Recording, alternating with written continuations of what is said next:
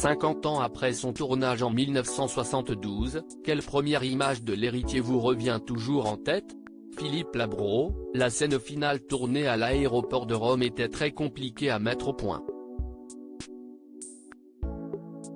D'une part, nous filmions avec 4 caméras pour multiplier les points de vue de l'attentat. D'autre part, nous avions privatisé cette partie de l'aérogare et autant vous dire que nous marchions au chronomètre. Avez-vous pensé à Belmondo tout de suite pour le rôle? Disons que pour monter un film à l'époque, il valait mieux avoir Belmondo ou Delon au casting. Cela dit, Jean-Paul avait hésité car c'était la première fois qu'il incarnait un exécutif en costume cravate, loin de ses rôles décontractés. Mais ses fans acceptaient tout de lui, sitôt qu'il les prenait par la main. L'histoire est sombre. Cela se ressentait-il sur l'atmosphère du tournage? Pas avec Belmondo qui était un farceur de compétition. Une nuit, un commissaire de police italien m'annonce au téléphone que 2 étrangers, dont Monsieur Belmondo, ont été ramassés totalement ivres sur la voie publique. Je m'apprête à enfiler un pantalon.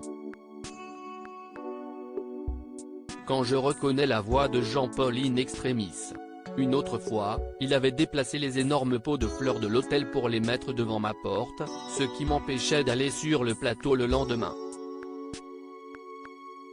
Jean-Paul avait toujours besoin de déconner. Au casting, on retrouve Jean Rochefort et Michel Beaune, 2 amis proches de lui. Imposait-il sa bande? J'admets que Jean-Paul avait son mot à dire et qu'il m'a demandé de trouver un rôle à Jean et Michel. Il avait besoin d'être entouré de personnes de confiance.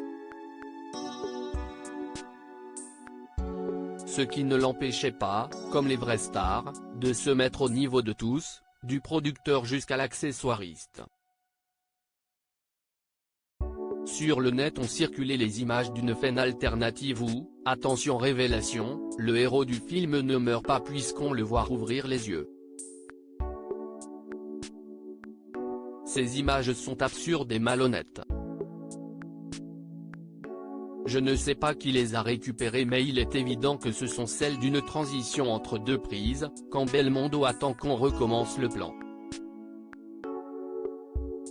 Il n'a jamais été question de ne pas faire mourir le personnage. Ceci dit, vu l'immense succès du film, je suis certain que le producteur aurait rêvé d'un héritier de Loading Widget.